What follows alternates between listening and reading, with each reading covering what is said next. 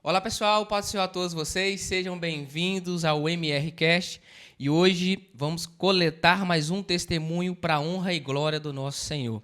E quem vai estar contando para a gente a sua bela história, de transformação é a nossa irmã Tami. Paz do Senhor. Então, gente, não saia daí porque a história dela é muito impressionante, impactante, onde ela foi a maior parte da sua juventude presa ali pela depressão e ela vai contar quais foram as consequências, de todo o seu processo, o que ela passou, o que ela teve que suportar. Então, não saia daí que talvez a história dela possa falar para você que talvez esteja passando por algo semelhante, mas eu creio que em nome de Jesus tem esperança para você, assim como teve para a vida dessa jovem, que foi salva agora, está sendo um grande canal de Deus, em nome de Jesus. Então não saia daí. Você que ainda não nos segue, por favor, inscreva lá no nosso canal MR Evangelização, semeando a palavra de Deus. Corre lá e seja edificado. Lá é um canal que é abençoado, sempre tem um conteúdo para edificar a sua vida. Então não saia daí que depois vamos voltar, para uma grande obra, que Deus vai manifestar aqui, em nome de Jesus, através da tua serva. Amém? Vou deixar aqui também as redes sociais, as minhas aqui, para você poder seguir a gente em várias plataformas, que a gente divulga e fala do amor de Deus. Também vou deixar aqui embaixo também a da nossa irmã Tami também, para você segui-la lá também e ver vários conteúdos abençoados em nome de Jesus. Então, não saia daí que depois da vinheta estaremos de volta em nome de Jesus.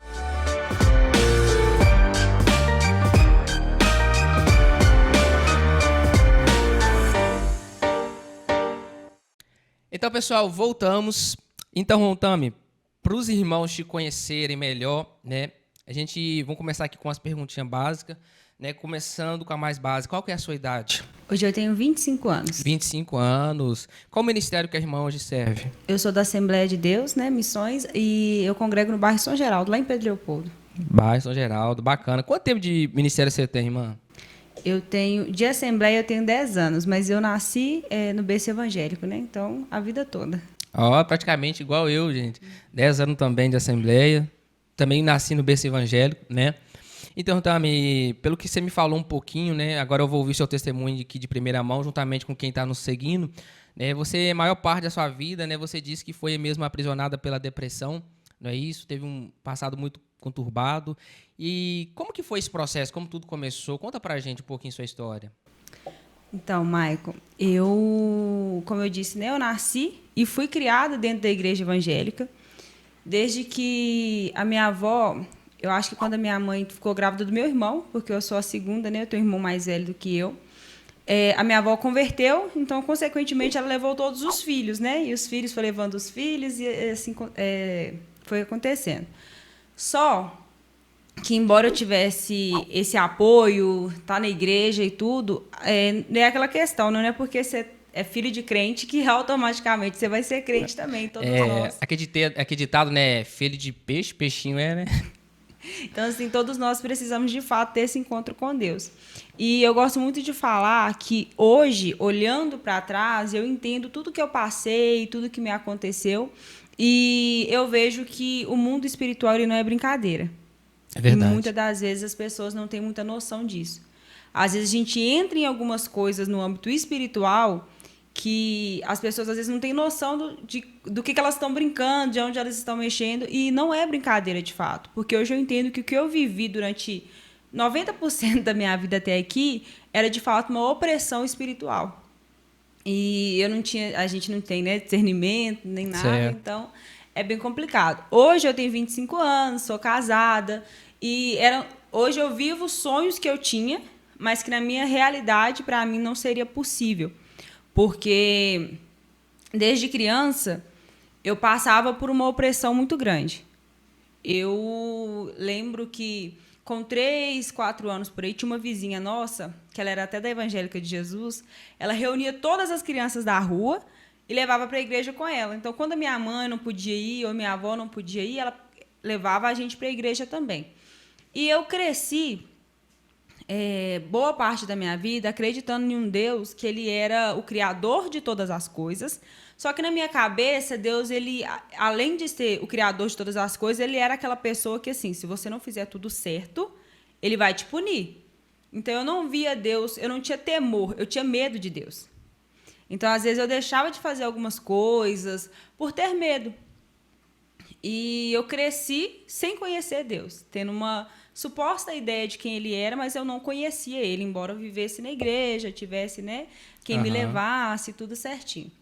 E aí, durante a minha infância, eu comecei a perceber que eu era uma pessoa muito triste. E era engraçado dentro de mim tudo isso, porque eu tinha uma família boa, que me amava, que a gente não tinha falta, sabe, de nada. A minha mãe sempre trabalhou muito, sempre lutou muito, mas dentro de mim eu tinha esse vazio. E eu tinha um sentimento de rejeição muito grande.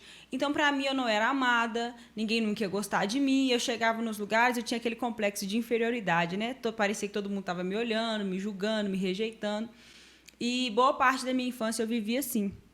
E eu era uma criança muito isolada, eu me escondia, vivia praticamente embaixo da cama. E eu não conseguia me socializar com as pessoas, sabe? E durante a minha infância foi assim. Eu lembro que com 8 anos de idade, num culto na igreja, eu aceitei Jesus. Mas foi aquele aceitar, assim, mais por medo mesmo, sabe? Por a gente achar que, se eu não aceitar, eu vou pro inferno, Jesus vai me castigar e tudo. Só que naquele dia, eu senti que algo tinha mudado dentro de mim de alguma forma, sabe? Eu não conseguia entender o que era, mas eu sabia que algo tinha mudado dentro de mim. E aí eu lembro que, quando eu fui lá na frente para aceitar Jesus, o pastor chamou minha mãe e ele falou com a minha mãe assim: Deus tem algo com essa menina. Eu não sei explicar, mas com ela é diferente. E aquilo ficou marcado dentro de mim, sabe? Mas eu não entendia, né? Era criança, eu não entendia o que estava acontecendo. E quando eu passei da infância para a adolescência, foi um dos piores momentos que eu vivi na minha vida. Porque o que não tinha sido tratado na infância foi para a adolescência e foi 4, 5 vezes pior. Porque a gente sabe que a adolescência é essa transição, né? Então a gente está se conhecendo, a gente tá tudo mudando dentro da gente. Então, para mim, foi uma das piores épocas da minha vida, foi a minha adolescência. E aí, quando eu estava com uns 12 anos, mais ou menos, meu pai começou a adoecer. E a gente não tinha muito contato, porque meu pai não era casado com a minha mãe, mas todo final de semana ele ia ver a gente, só que como ele trabalhava muito, então a gente quase não via muito ele, né? E aí, quando ele começou a adoecer, ele passou um tempo maior com a gente ajudando a cuidar dele e tudo. Ele teve umas feridas que saiu na perna. E aí, em 2013, ele foi internado na Santa Casa, em Belo Horizonte. E foi muito engraçado, porque meu pai, ele era alcoólatra, né? Ele não era cristão nem nada. E nesse período que ele estava lá, ele aceitou Jesus, ele confessou Jesus, ele disse que ele ia sair do hospital, ia para a igreja e tudo. E eu tinha muita fé que Deus ia tirar meu pai de lá. Eu acreditava muito nisso. Eu falava, gente, Deus pode fazer todas as coisas, então ele vai tirar meu pai de lá. E aí, quando foi em agosto, ele começou a piorar muito. E aí, em setembro, outubro para setembro, finalzinho de setembro para outubro, ele ligou lá para casa. Eu não estava. Ele conversou com todo mundo e, num domingo, na segunda-feira, ele entrou em coma e na quinta ele faleceu. E quando meu pai morreu, para mim foi uma frustração muito grande. Porque eu falei, cara, Deus podia ter curado meu pai. E Deus não quis fazer. Então, daí em diante, eu já comecei a ficar revoltada com Deus. Mas ele falou com todo mundo, inclusive com você ou com você não? Não, comigo não. E aí foi uma das maiores frustrações, porque eu falei assim, eu pedi para Deus curar meu pai, Deus não curou e não me deu a oportunidade de despedir dele. Porque eu achava que era culpa de Deus também, eu não estar em casa naquela hora, eu não ter falado com ele naquela hora. E aí eu entrei, o que já estava ruim começou a piorar. E aí eu lembro que eu fiquei tão ruim, mas tão ruim, que a minha mãe queria até vender a casa para ir embora, porque ela falava assim, gente, eu não aguento mais ver essa menina desse jeito. Eu chorava, nossa, eu fiquei desesperada. Inclusive a casa que você ia morar, tudo lá ia lembrar seu pai, né? Ia lembrar meu pai. Porque lá em casa era assim, a parte da frente a gente morava, e quando meu pai via, porque ele ia lá muito pouco, ele ia por causa da gente mesmo, ele tinha a casa dele no fundo. E aí depois que meu pai morreu, a gente quebrou, aí juntou a casa toda. Aí a casa ficou grande, né? Só que eu sabia, eu tô entrando nessa porta aqui, era a casa do meu pai. Meu pai morava aqui. Que loucura, então, assim, era bem complicado, sabe? E aí, para mim, foi muito difícil. Inclusive, entender, porque para mim, Deus eu não via Deus como um pai, como um amigo. Eu não entendia quem era Deus, quem era Jesus, quem era o Espírito Santo. Então, na minha cabeça, Deus, ele era uma pessoa, tipo assim, ruim, porque ele não tinha curado meu pai. Eu achava que tudo que eu pedisse, Deus tinha que fazer. E não é assim, né? A gente sabe que não é assim. E aí eu tive uma crise de ansiedade. Eu comecei a ter várias crises de ansiedade muito fortes. Tanto que tinha vezes que minha pressão subia muito. Eu sempre fui uma pessoa com a pressão muito baixa, né? Então, assim, eu comecei a passar uns momentos muito complicados. E aí eu comecei a me fechar ainda mais. Aí os anos foram se passando, no ano seguinte a gente foi para a Assembleia de Deus, que foi em 2014, para a igreja do pastor Marcelo. A gente foi muito bem recebido, a gente começou a ter essa caminhada. E o mais engraçado é que quando meu pai morreu também, a gente era de uma outra igreja. E foi muito louco o que aconteceu, porque a igreja fechou, o pastor precisou ir embora. Uhum. E aí a gente se viu mais uma vez assim, desamparado, porque para onde que a gente vai? O que vai acontecer agora e tudo? E aí a gente saiu, foi para a Assembleia, e daí em diante Deus começou a fazer algumas coisas. No ano de 2014, eu formei no ensino fundamental e fui para o ensino médio, que foi onde assim, foi um divisor de águas na minha vida, para tudo que é ruim que podia acontecer. E como que era seu processo na escola? Você agia normal no meio da classe? Ou você se isolava dos alunos por causa da perda? Desde criança, eu aprendi o seguinte. Se eu me mostrasse tristeza para as pessoas iam querer saber por que eu estava triste. Só que eu não conseguia explicar o que estava acontecendo, por que eu estava daquele jeito. Porque a ansiedade e a depressão fazem isso com a gente. Tem hora que você escuta coisas na sua cabeça, na sua mente, que você não sabe expressar para as pessoas. Tem hora que não tem motivo nenhum para você estar triste e do nada vem aquela tristeza, aquela angústia, aquela crise de ansiedade começa e você não sabe explicar, você não sabe justificar para as pessoas o que está acontecendo. Então eu comecei a viver normal. No meio das pessoas eu brincava. Expressava felicidade. Né? Só que dentro de mim eu sabia que aquilo não era real. Eu estava brincando ali, mas dentro de mim aquilo não era real. E o que era engraçado é que desde criança eu sempre ouvia uma voz na minha cabeça falando assim, não era para você ter nascido. Ninguém te ama. Você precisa morrer. Era isso que eu ouvia na minha cabeça todos os dias. Eu tinha uma certeza que eu precisava morrer. E era tão engraçado que eu não sonhava. Porque, assim, eu pensava assim, quando eu parava para pensar assim, eu vou casar, eu vou ter filhos, eu vou ter minha casa, eu vou ter uma profissão, eu vou fazer isso, eu vou fazer aquilo, na mesma hora eu falava assim, mas você não vai viver para fazer isso. Não era para você estar viva, era para você morrer. Você tem que morrer. Eu tinha essa convicção dentro de mim, que eu precisava morrer. Era só isso que eu tinha como convicção na minha vida. Então, assim, os dias iam passando e para mim era mais um dia, mais um dia, mais um dia e nada mudava, sabe? Eu só tinha a convicção que eu precisava morrer. E no ensino médio, ainda foi pior, porque assim, a gente conheceu muitas pessoas, né? Lá na escola onde eu estudei, todos os bairros desciam para essa escola, para o ensino médio. E aí a gente conheceu várias pessoas, fez vários amigos e tudo. E aí foi só piorando, porque assim, quanto mais a gente tenta ocultar o que a gente está sentindo dentro da gente, eu acho que para a gente ainda é pior. E aí eu descobri um ponto de escape. Eu comecei a me cortar. Eu descobri na mutilação um alívio para aquilo que eu estava sentindo.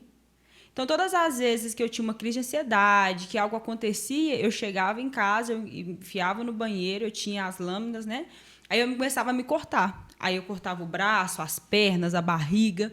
E aí aquilo, naquele momento, parecia que eu estava tirando a dor de dentro de mim, transferindo para o meu corpo, né? E naquele momento eu me sentia um pouco aliviada. Então você andava só tampada, né? De blusa de frio. Tudo tampado. Blusa de frio. Eu andava de blusa de frio, touca, porque por causa disso tudo também eu comecei a não comer muito bem, eu comecei a passar uma série de coisas e eu perdi, meu cabelo caiu praticamente todo.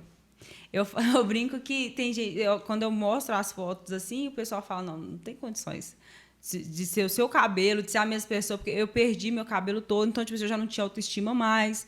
E eu lembro que teve uma vez que eu fui numa pregação, que o pastor falava muito isso, a gente ser imagem, semelhança de Deus, e eu olhava no espelho, eu tinha uma imagem totalmente distorcida, eu falava, gente, não tem condições de Deus ter me feito de fato eu preciso mesmo morrer, não tem condições de Deus me amar, por que Deus me amaria, sabe?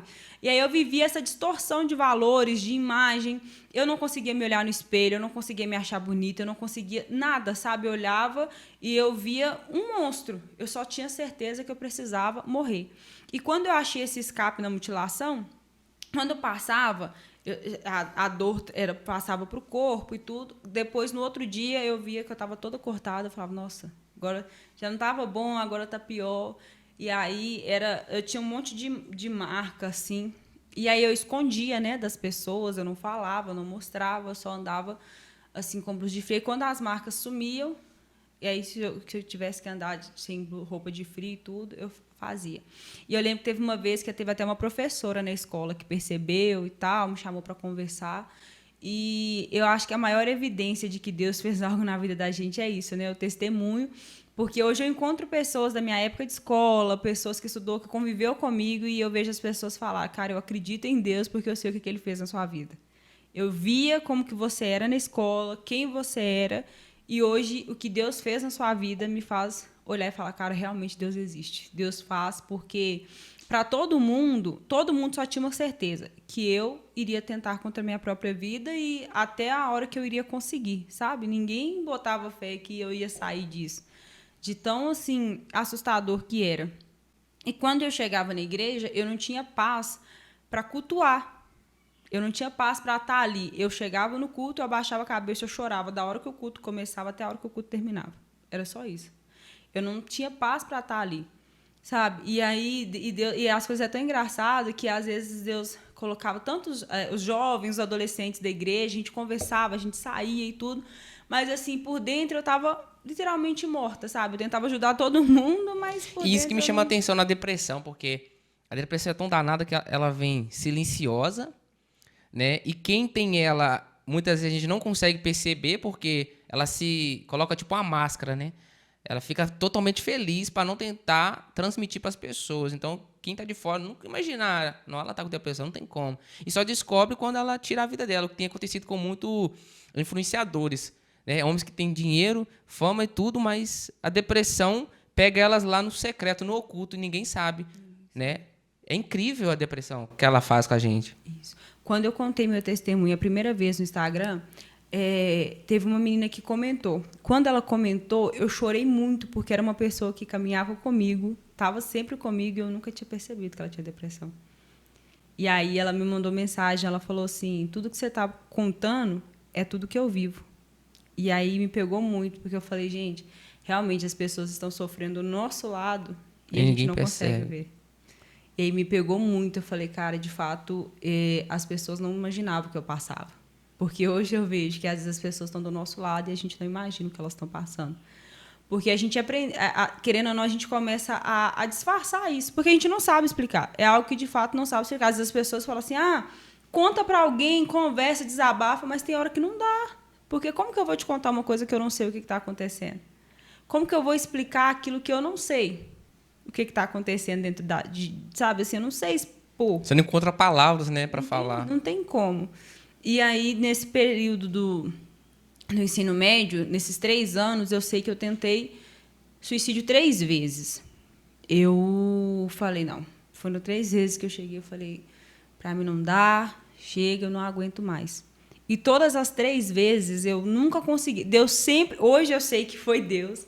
Deus sempre enviava um escape, sempre acontecia alguma coisa. E eu lembro que da última vez, a minha amiga Fernanda, ela chegou, ela estava na casa dela e do nada ela chegou lá em casa. E foi muito engraçado isso. E aí a gente conversou, a gente chorou junto e aquele dia seria o último dia da minha vida. Eu já tinha decretado isso, sabe? E eu acho muito engraçado porque o inferno ele investe pesado para matar pessoas. Ele investe pesado para destruir a vida das pessoas. E eu tinha essa convicção de que o inferno estava investindo pesado para me matar, mas, ao mesmo tempo, eu não sabia que os céus também estavam investindo, sabe? Porque eu gosto muito de falar isso, porque quando tem uma palavra liberada da parte de Deus, vai acontecer? Vai acontecer. Então, assim, todo mundo achava que a minha sentença era de morte, mas Deus resolveu me dar a vida. E quando Deus resolve que vai acontecer, não adianta. Por mais que seja improvável, por mais que às vezes a gente olhe e fala assim, não tem saída, não tem jeito, isso não vai acontecer. Se Deus falou que vai acontecer, pode acreditar porque vai acontecer. E uma vez eu fui até questionada, mas vocês já passaram tanta coisa em relação à igreja, em relação a isso. Por que você nunca largou Jesus? Eu falei, porque eu sei de onde ele me tirou. Eu sei o que ele fez na minha vida. Eu sei que não foram pessoas, mas foi ele. Porque enquanto estava dentro da capacidade humana, a sentença de todo mundo vai morrer. Não vai dar em nada, não vai conseguir sobreviver. E eu lembro que, depois que meu pai morreu, a minha mãe era uma das poucas mães que moravam na rua onde eu moro, que era solteira. E, além de eu passar por tudo que eu já estava passando, eu ouvia muito das pessoas assim, mas vocês não vão dar em nada, não. Vocês não vão dar nada que presta na vida, que não sei o quê. Então, além de tudo que eu já passava, eu ouvia esse tipo de coisa que era totalmente contrário, né? Nunca era uma palavra de apoio, era sempre assim, vocês não vão dar em nada na vida, não, vocês não vão prestar, que não, sabe? Isso era só coisas ruins. Então, aquilo foi acarretando foi acarretando um monte de coisas dentro da minha cabeça e eu tinha muita mais facilidade de acreditar nas coisas ruins do que naquilo que era bom que as pessoas falavam a meu respeito. Então, assim, eu já cheguei a ouvir pessoas falar assim, mas você nunca vai ter um namorado, quem vai querer namorar alguém que é desse jeito? Porque a opressão era tão grande que, de fato, quem estava do meu lado era muito mais essa pessoa ficar triste do que feliz, porque eu era tão carregada de coisa ruim. E aí as pessoas falavam justamente isso, mas não vai ter ninguém na vida, porque quem vai querer ficar perto de alguém desse jeito? Sempre vinha a seta, né, do maligno. Nossa, incrível. E aí, na minha cabeça, eu ficava assim, realmente, as pessoas estão certas, não tem... E aí foi acontecendo e as tentativas de tentar contra a minha própria vida, sempre encontrando refúgio na mutilação. Você falou que a última vez que você tentou, sua amiga foi lá na sua casa, vocês choraram muito, né? Mas você chegou a falar para ela que você ia tirar sua vida ou não? Aí depois eu falei para ela, falei assim, olha, eu quero morrer. E hoje seria o último dia, eu ia me matar e tudo, fui contando. E a gente conversou. E naquele dia foi tão engraçado que, por mais que ela que estivesse na minha frente, conversando comigo, ela me abraçou muito, eu sentia que não era ela, sabe? Hoje eu entendo que eu sentia o amor de Deus ali, através da vida dela. Mas foi um abraço diferente, sabe? Foi um amparo diferente. E aí eu senti assim, gente, eu nunca senti isso na minha vida. Que isso, sabe? E foi muito importante para mim. Se eu falo que assim, Deus, ele, da mesma forma que pessoas ferem a gente, pessoas também curam pessoas, né? Então, ela foi uma das formas que Deus usou assim para naquele momento de refrigério mesmo para minha alma, sabe? E isso eu já estava ali com 17 para 18 anos. Sua mãe sabia de nada? Ainda não. Ela nunca percebeu? Nunca? Nunca. Minha mãe sempre viu que, assim, que eu era muito isolada, muito triste e tudo. Ela sempre notou essas coisas, mas assim, que eu me cortava, que eu já tinha tentado contra a minha própria vida, ninguém nunca tinha percebido. Eu aprendi a esconder e a disfarçar muito bem, sabe? Até mesmo porque eu pensava assim, se acontecer alguma coisa comigo, minha mãe vai se culpar, ela vai achar que é culpa dela e tudo, mas não é culpa de ninguém. Não é porque eu não tenho amor. Eu tenho amor, minha família me ama, eu sou amparada. As pessoas... Eu via que minha mãe fazia de tudo pela gente, ela sempre fez e faz até hoje, sabe? Mas dentro da minha cabeça, e aí qualquer coisa que acontecia, e o inimigo ele é tão astuto, que às vezes qualquer coisa, se um dia minha mãe estivesse triste, alguma coisa, aí na minha cabeça já ficava assim, tá vendo? Isso é porque você nasceu. Se você não tivesse nascido, a vida da sua mãe era totalmente diferente, a vida da sua família ia ser diferente, é porque você nasceu, é porque você... Sabe? E aí eu ficava com aquele, gente, tá vendo? Se eu não tivesse aqui, seria diferente. Se eu não tivesse nascido, a vida das pessoas seria melhor. E na minha cabeça eu tinha essa certeza, era uma convicção que eu tinha de que se eu não tivesse nascido, a vida de todo mundo seria melhor, seria diferente. Então, assim, eu escondia o máximo que eu podia. Que doideira, velho. Que isso, velho. E aí um dia eu estava deitada na cama e eu não esqueço disso, porque assim, eu também era aquela pessoa que eu vivia só embaixo da cama. Eu pegava meu celular, deitava em um travesseiro assim, deitava embaixo da cama, eu ficava ali no meu mundo, escondida de tudo, de todos, não queria falar com ninguém. Eu cheguei a pesar 50 quilos. Eu era, como se diz minha avó, era só o osso andando. E eu não conversava com as pessoas, eu não comia direito, eu não tinha literalmente vontade de viver, sabe? Todos os dias que eu acordava, eu ficava, poxa, acordei de novo. E aí eu ia, fazia tudo que eu tinha que fazer como se fosse uma obrigação, voltava e ficava trancado dentro de casa. Se alguém me fizesse um convite para sair, alguma coisa assim, igual tinha os encontros da turma da sala, eu ia e tudo, mas eu estava ali no meio de todo mundo e só pensando assim, gente, nossa, todo mundo é feliz, todo mundo tá... E se eu não tivesse aqui? Se eu não tivesse aqui, eles ainda seriam mais felizes. Nossa, se eu não tivesse aqui... E se desse alguma coisa errada, é porque eu estou aqui. Se eu não tivesse aqui, sabe? Então, assim, eu me culpava de tudo que acontecia. É esse complexo mesmo, né? Tinha esse complexo de inferioridade. Às vezes, se uma pessoa me olhasse assim, eu achava, nossa, eu tô feia. Meu Deus do céu, eu não devia estar aqui. A pessoa tá rindo de mim. Eu criava essas coisas assim na minha cabeça, sabe? E o tempo todo, o inimigo investindo pesado para que eu tentasse contra a minha vida. E eu acho engraçado porque eu lembro de um pastor falando assim, que Deus tinha me escolhido desde o ventre da minha mãe, sabe? E aí eu olhava e falava assim, cara, como que Deus pode escolher alguém? Você duvida, né? Eu falava, como que Deus pode escolher alguém que tem tudo para dar errado, eu nunca vou dar certo, eu nunca vou... Sabe, eu duvidava de tudo que as pessoas falavam, eu pensava assim, tá falando para me agradar, porque ficou com dó, porque não sei o... Então, assim, tudo para mim era... E é muito engraçado, porque hoje a gente olha para essas coisas e as pessoas tendem a falar assim, ah, frescura, fulano é fresco, ah, tudo parece que é chamar atenção. E não é. E não é. Realmente, na cabeça da pessoa, essa é a realidade. Dentro da cabeça da pessoa é aquilo. Você pode até falar com a pessoa, não, mas não é isso. Você não é um peso, você não é isso, você não é aquilo. Mas na cabeça da pessoa, a realidade é aquela. E quando a gente não tem Deus na nossa vida, é muito difícil, porque a gente está totalmente na mão do inimigo. Então, ele vai brincar com a sua mente, vai brincar com a sua vida do jeito que ele quiser, porque você está na mão dele. E eu lembro que depois desse dia eu estava deitada na cama, me veio uma vontade muito grande de morrer, eu comecei a chorar e eu só lembro de eu ter gritado à minha mãe. E aí, quando ela veio, assim, comecei a falar. Comecei a falar tudo que eu estava passando, tudo que eu estava sentindo. E minha mãe chorou muito, e minha avó sempre foi uma mulher de muita oração, sabe? E aí ela veio, a gente orou e tudo, e daí em diante minha família começou a ter noção daquilo que eu estava passando, que eu estava enfrentando, sabe? E assim, eu fui muito amparada pela minha família. Só que, ao mesmo tempo, ninguém me deixava sozinha mais. Todo mundo ficava comigo porque todo mundo tinha certeza que se eu ficasse sozinha eu ia morrer. Ela ia pensar a mesma coisa. Todo mundo pensava, se ela ficar sozinha, ela vai morrer. Só que eu acho mais engraçado é que, tanto da igreja quanto da minha família, todo mundo só tinha essa certeza, vai morrer. E aí eu lembro que eu fui num culto, num encontro do ciclo de oração, na segunda-feira. E eu cheguei, sentei atrás na última cadeira e estava tudo normal. Fui levar minha avó. E eu lembro que eu comecei a ter uma crise de ansiedade tão forte, sozinha lá atrás, mas tão forte, que a cadeira tremia junto comigo, de tanto que eu comecei a tremer. E aí a Fernanda, que é a minha amiga que tinha ido lá em casa, veio, chamou as irmãs, o pastor para orar.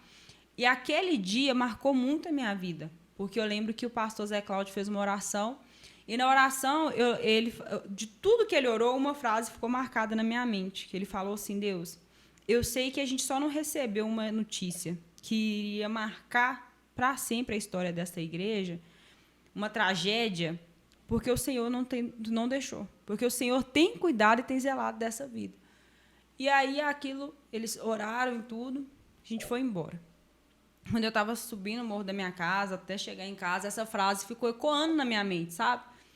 E aí eu cheguei, fui para o meu quarto, esperei todo mundo dormir, sentei no chão e comecei a falar com Deus. Falei, Deus, eu não sei onde o Senhor está, não sei quem o Senhor é, mas hoje o pastor disse que eu só estou aqui, que eu só não consegui tirar minha vida ainda porque o Senhor não deixou. Então eu quero saber o porquê que o Senhor não deixou. E aí eu comecei a falar com Deus e pôr para fora. Eu falei, eu não aguento mais. Eu falei, olha, eu fui uma criança triste a vida inteira.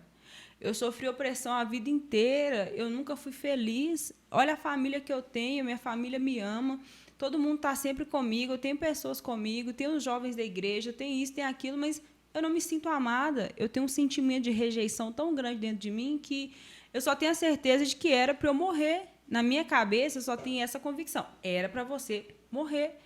E por que o Senhor, então, não deixa eu morrer, se a certeza que eu tenho na minha vida é que é para eu morrer? E ali eu comecei a orar, a falar com Deus, e assim, e eu fui falando, e foram horas, assim, conversando com Deus. E eu chorava muito, sabe? Quando parece que sua alma tá saindo, assim. E eu chorava, e orando, falando com Deus. Aí eu lembro que, quando eu parei de falar, eu senti como se algo tivesse, assim, entrando dentro de mim e tirando todo aquele peso que eu carregava a vida toda, sabe? Eu senti, assim, uma leveza como eu nunca tinha sentido na minha vida. E aí, naquele dia, eu tive a certeza de que Deus estava ali naquele quarto comigo. E aí, eu falei, cara, eu não sei se Deus, eu não sei o que é, mas alguma coisa mudou nesse quarto. Alguma coisa aconteceu aqui, algo está diferente. E aí eu consegui dormir, no outro dia a vida continuou, né? E aí, daquele dia em diante, eu comecei a ver, a vida começou a ficar um pouco mais leve, sabe? Mas embora tudo começou a ficar um pouco mais tranquilo, a mente não parava, né? Era o tempo todo. Você precisa morrer, você tem que morrer, você tem que morrer. E eu ouvia, gente, era muito engraçado. Eu via isso assim nitidamente. Eu ouvia coisas que ninguém ouvia, eu via vultos que ninguém via, eu cismava com as coisas assim. Eu ficava, gente, tem alguém aqui, sabe? Eu sentia as coisas, era muito engraçado. E ninguém via. Para todo mundo estava tudo normal. E eu ficava, meu Deus, o que é isso? E aí, consequentemente, depois veio a pandemia e foi onde eu mais... foi um momento assim muito difícil, pelo que a gente estava passando, né? Era um momento de pandemia, mas foi um momento assim que eu mais vivi coisas com Deus, porque as igrejas estavam fechadas, estava tudo fechado e eu precisava conhecer Deus de alguma forma. E eu falo que Deus se apresentou a mim. Sabe? Isso que eu tava pensando aqui, nossa, se fechou as igrejas, já tava dando a palavra, e agora, o que ela arrumou? Deus se apresentou a mim, foi muito engraçado. Eu comecei a ter uma vontade de ler a Bíblia assim desesperadora, de entender. E aí foi muito engraçado, porque a vida inteira a gente ia na escola dominical, a gente ia no culto de ensino, nos cultos de domingo e tudo. E aí, quando eu comecei a ler a Bíblia, as coisas começaram a fazer sentido dentro de mim. Deus começou a me mostrar a história de Abraão, de José, de Noé, de não sei o quê. E aí, agora, lendo a Bíblia com essas convicções, as coisas começaram a fazer sentido. Eu comecei a olhar a história de um, a história de outro. Eu falei, cara, todo mundo teve uma dificuldade no caminho e Deus foi e fez. Aí vi a história de um aqui, a história de um ali. E comecei a me apaixonar pela Bíblia, sabe? A ler livros, a ler a Bíblia. E aí foi esse período da pandemia, lendo a Bíblia, conhecendo. E quando as igrejas abriu de novo, a gente voltou a ir para a igreja. E daí em diante, Deus foi transformando a minha vida, sabe? Só que eu gosto sempre de falar para as pessoas é que quem tem depressão, quem teve depressão, quem tem ansiedade, a gente luta todos os dias para não voltar de onde a gente veio. Porque é uma luta todos os dias, como se você lutasse todos os dias para ficar vivo, para acreditar e entender aquilo que Deus tem para a sua vida. Porque o inimigo também ele é astuto. Ele sabe que, embora você está firmado em Deus, você tem uma caminhada com Deus, tem momentos que a gente está fraco na fé. Ele sempre vai tocar no passado, naquilo que te machucou, naquilo que te feriu. Tem sempre aquele momento que ele vai olhar e falar assim, você vai contar a sua história para as pessoas? Você sabe que você não é curado, você sabe que daqui a pouco você volta para aquilo de novo. E ele começa a te acusar. Então, assim, é sempre muito importante a gente estar, de fato, enraizado na palavra, naquilo que Deus tem para a nossa vida, e a gente ter fé e acreditar, embora a gente não veja. Porque quando a gente tem uma promessa de Deus também é muito difícil, tem hora. Porque você tem a promessa, mas parece que tudo é contrário para você viver aquilo que Deus tem na sua vida. E eu gosto muito da história de José por causa disso. Eu acho que é a história da Bíblia que eu mais me identifico. Eu também me identifico demais nela. Porque José sonhou, e eu acho tão engraçado, porque ele só contou. E o fato dele ter contado fez ele viver tanta coisa ruim, coitado. Até ele chegar a ser, de fato, governador, como Deus disse que ele seria. E aí eu olho para toda a trajetória de José e falo assim, gente, José tinha todos os motivos do mundo para falar assim, não, eu não quero mais. Eu não quero. Eu não pedi para sonhar. Porque ele, de fato, assim, ninguém chegou nele e falou, você vai ser. Ele sonhou. E aí, porque ele sonhou, ele viveu tudo aquilo que... E aí eu olho para aquilo e falo, gente, José tinha tudo para ter falado, não, eu não pedi para sonhar, imagina para estar vivendo o que eu estou vivendo agora. E ele poderia ter desistido. Mas uma coisa que me chama muita atenção na história de José e que eu trouxe para a minha vida é que quando fala assim, José foi vendido, José foi preso, a Bíblia sempre fala embaixo, e Deus estava com ele. E eu acho muito engraçado, até brinco muito, que eu falo assim, gente, Deus foi preso. Porque se José estava na cadeia, eu falei, Deus estava com ele, sabe? Eu acho isso muito fantástico. Eu falo assim, gente, realmente, no processo, para a gente alcançar a promessa que Deus tem para a nossa vida, ele sempre vai estar com a gente, embora a gente não o veja. Porque eu acredito também que, quando tudo de ruim estava acontecendo, pode ser que tenha passado pela mente de José, poxa, mas e agora? E agora? Ele escolheu permanecer, mas não é fácil a gente escolher permanecer quando tudo é contrário àquilo que a gente acredita. Não é fácil. Imagina se Deus falar, José, você vai ser preso, você vai se tornar governador, mas você vai ser preso, você vai ser vendido, vai ser acusado por algo que você não fez. Imagina se Deus te revela a promessa e te revela o processo junto. Todo mundo desistiria. Ninguém ia ter coragem, não? Porque por mais que, quando você alcança a promessa, é legal, é bacana, é algo que Deus tem para a sua vida, mas o processo faria a gente desistir da promessa.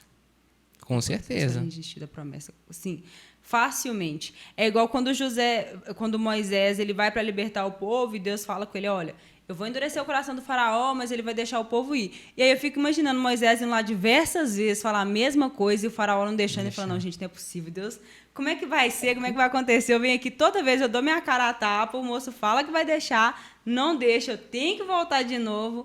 Então, assim, se ele soubesse, e pior, se ele soubesse que ele nem entraria na terra, ele não iria, porque a gente sabe, né, o processo é complicado, é doloroso, mas existe uma promessa por trás de tudo isso, né?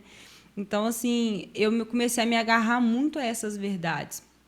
Só que eu sempre vivi dessa forma oculta, né, com medo, assim, e principalmente quando tinha que apresentar trabalho de escola, essas coisas, gente, eu morria, eu tremia, eu passava até mal, porque eu não gostava que as pessoas me olhassem nem nada. E eu lembro que em 2021 eu comecei a gravar vídeo para o Instagram, só que eu gravava a Bíblia. Eu lia um versículo assim, gravava e postava. Porque eu achava muito fantástico. E é incrível quando a gente começa a entender, porque eu queria que todo mundo sentisse o que eu estava sentindo. E principalmente quando lá, aquela passagem de Josué que fala, né, seja forte, corajoso, eu vou estar com você. Sim. Eu amava aquela passagem, gente, eu gravava direto e postava. Josué 1:9, né? Seja forte, corajoso, não temas. E aí eu gravava, postava e tudo. Mas era só a Bíblia, eu não conseguia, eu não aparecia, eu gravava a Bíblia e postava. E aí eu lembro que finalzinho de 2021 foi um pastor pregar na igreja.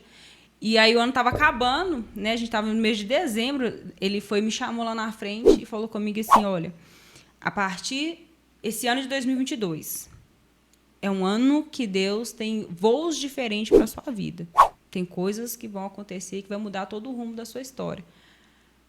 E eu falei, amém, mas assim, nunca imaginava o que seria nem nada. Pensei, Deus deve me dar uma bênção, deve dar alguma coisa, mas nem assim imaginava. E aí no outro dia eu recebi um convite. Falou assim que Tami? Eu falei, eu gostaria de convidar para pregar aqui na igreja. Eu falei, irmão, você tá doido? Eu não prego, não. Ele falou assim, prega sim. Eu falei, gente do céu, uma pessoa tá querendo saber. Eu falei, você deve estar me confundindo. Aí a pessoa foi lá, tirou print do meu perfil do Instagram, me mandou no WhatsApp, falou comigo assim, é você? Eu falei, é. Ele falou assim, não, então é você mesmo. Eu falei, eu não prego, não. Aí a pessoa falou assim, olha, Deus mandou te convidar. Mas eu falei, gente, mas eu não prego. Aí ele falou assim, vai ser dia 20 de fevereiro de 2022. Aí, na hora, eu lembrei do que o pastor tinha falado. E eu falei, não é isso, não é possível. Eu falei, gente, não é possível que Deus, me conhecendo, Deus ia... Aí eu falei que não, falei que eu não ia. Aí os dias foram passando, e o irmão era insistente. Ele me mandou mensagem, não. Ô, irmã, eu sei que não sei o que, não sei o que. Eu falei assim, meu Jesus amado. Eu falei assim, olha, eu vou orar. Se Deus falar comigo... eu vou, mas eu tinha certeza que Deus não ia falar. Aí eu comecei a orar, aí eu falei, quer saber? Eu nunca fui batizada com o Espírito Santo. E as pessoas falam muito disso. Só que na minha cabeça, assim, tinha pouco tempo que eu estava lendo a Bíblia, que eu estava tentando entender as coisas, eu pensava assim, Deus não vai me batizar com o Espírito Santo. Aí eu falei assim, Deus, se o Senhor me batizar com o Espírito Santo, eu vou lá e prego. E aí o ano acabou, veio o início de janeiro, veio o meu aniversário. E no dia do meu aniversário, eu fiquei com isso na cabeça, sabe? Eu falei assim, quer saber? Eu vou aceitar fevereiro. O convite desse menino. Mas, se Deus não me batizar com o Espírito Santo, o que eu faço? Eu não vou. Aí eu aceitei.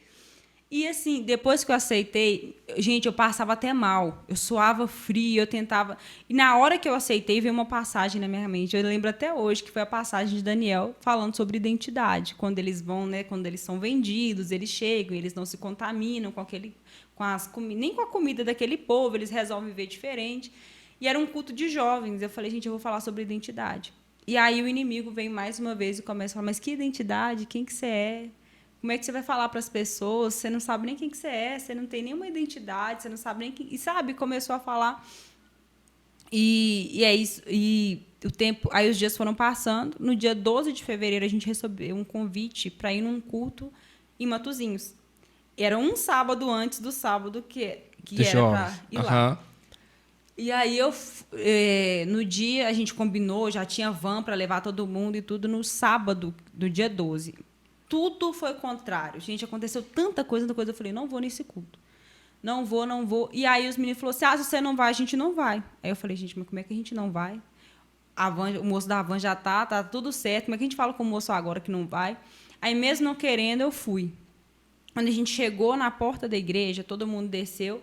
Aí eu lembro que eu fiquei por último. Na hora que eu desci da van, assim, eu olhei para cima. Gente, eu acho que eu tenho a foto até hoje.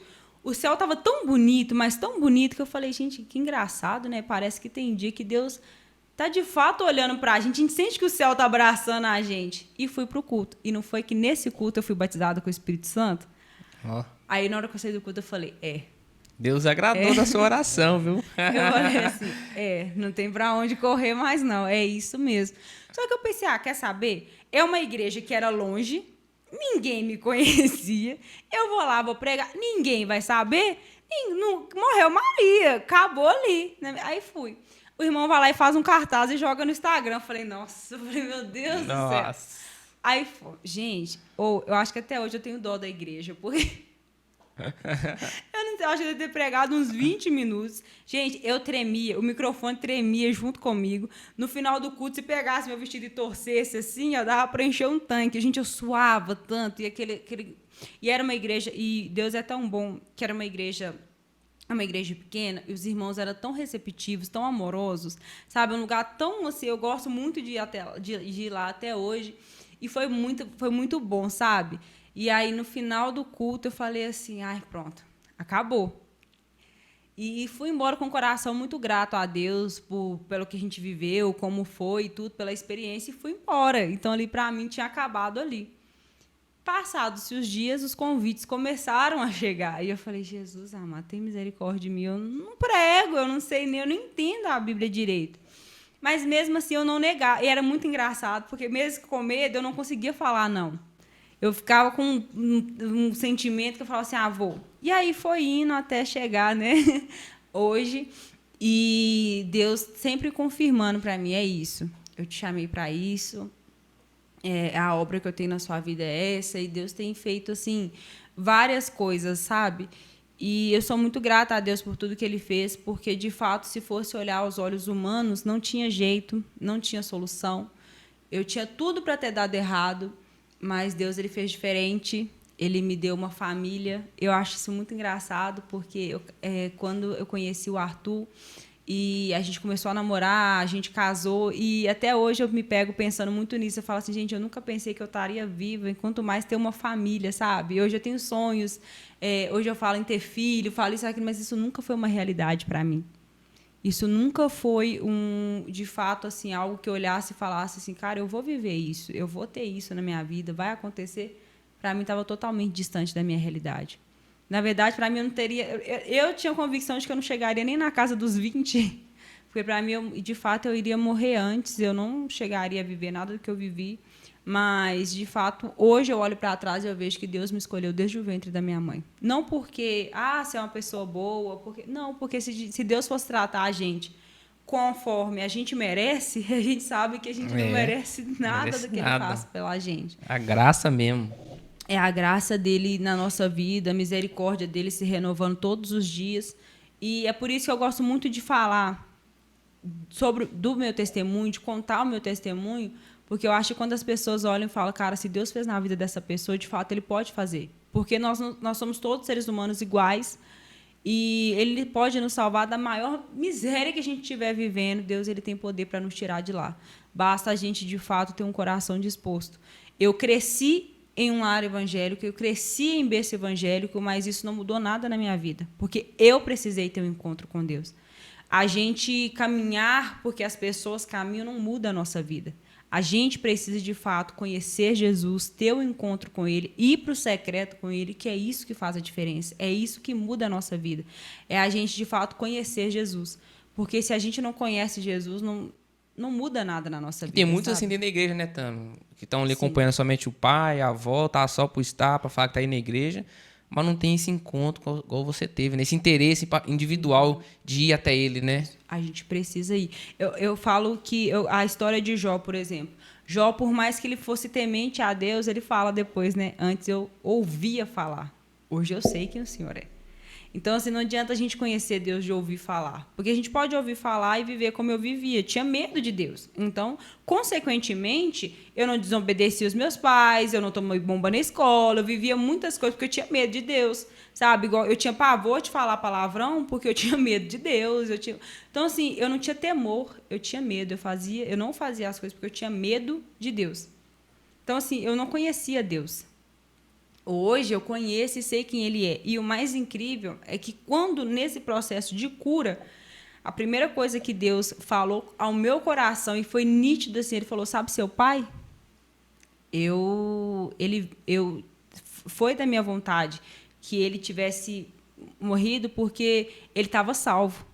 E se ele saísse dali, ele não ia ficar firme. E eu sabia, eu tinha essa convicção. Então, assim, hoje eu sei que, enquanto ele ainda estava salvo, por amor à vida dele, Deus levou ele. E aí, naquele momento, veio um sentimento de gratidão, sabe? E essa parte da minha vida foi curada ali. Eu falei, cara, de fato, Deus, o amor de Deus é tão grande pela nossa vida que ele salvou meu pai. Então, para mim, eu olhar para tudo aquilo, eu falei, tinha nada mais que Deus poderia ter feito pelo meu pai. Se ele salvou meu pai, isso para mim já é o suficiente. É o suficiente. É o suficiente, porque eu sei que hoje eu entendo que essa vida aqui ela é extremamente passageira. Isso aqui vai acabar, mas a eternidade não. Então, o que adiantaria eu ter meu pai aqui por 100 anos e ele ir para o inferno?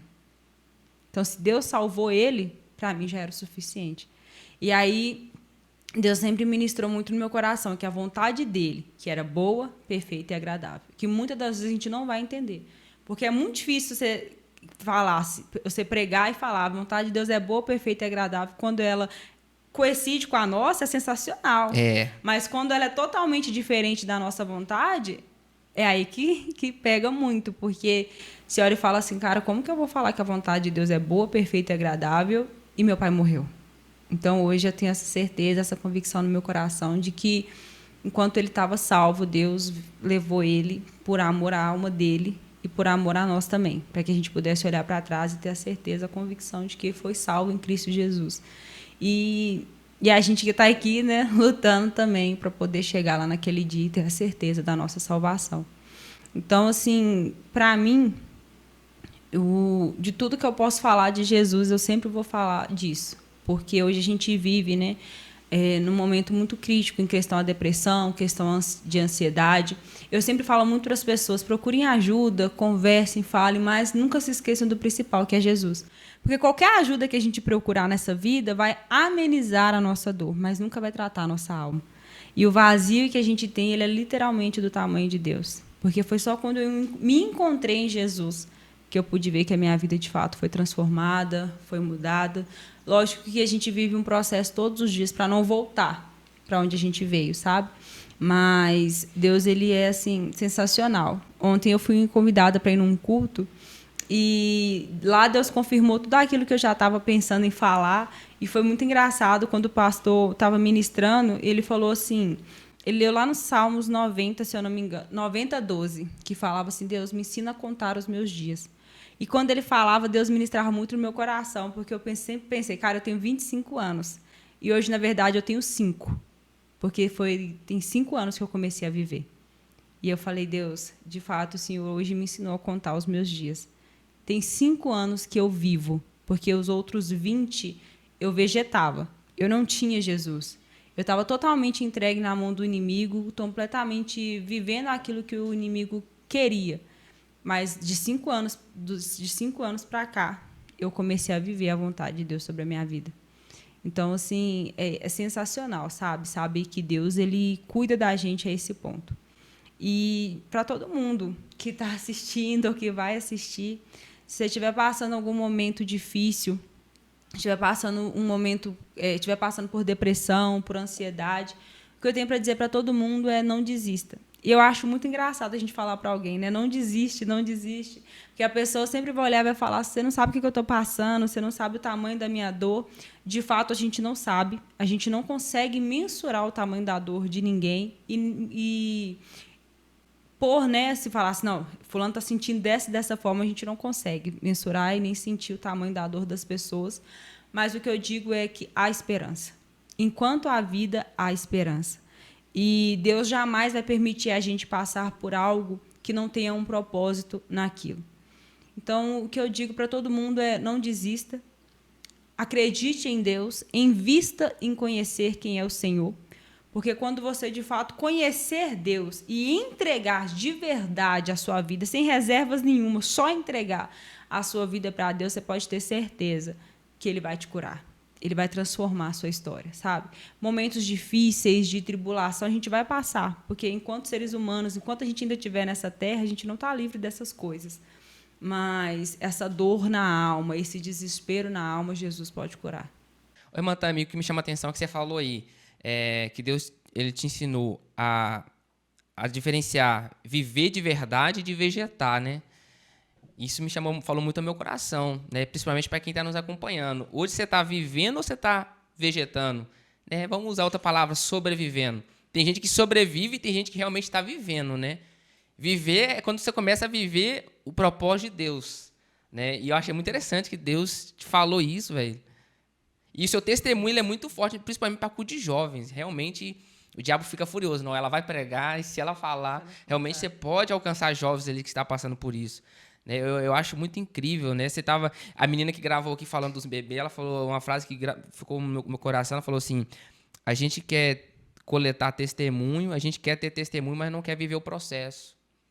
E criar testemunho dói. É doloroso. Gerar testemunho dói. Gerar testemunho dói. Ela falou exatamente assim, gerar testemunho dói. E muitos não querem passar por isso.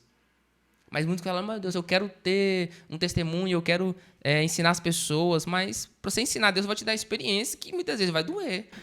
O processo, ele é doloroso. E ele é muito doloroso. Eu falo que às vezes a gente olha para um irmão na igreja, a gente vê que Deus fez tanta coisa na vida daquele irmão, mas a gente tende, até mesmo sem querer, olhar e falar, nossa, Deus faz na minha vida também. Gente, não pede, não. Porque você não sabe o que aquela pessoa passou para chegar onde ela chegou.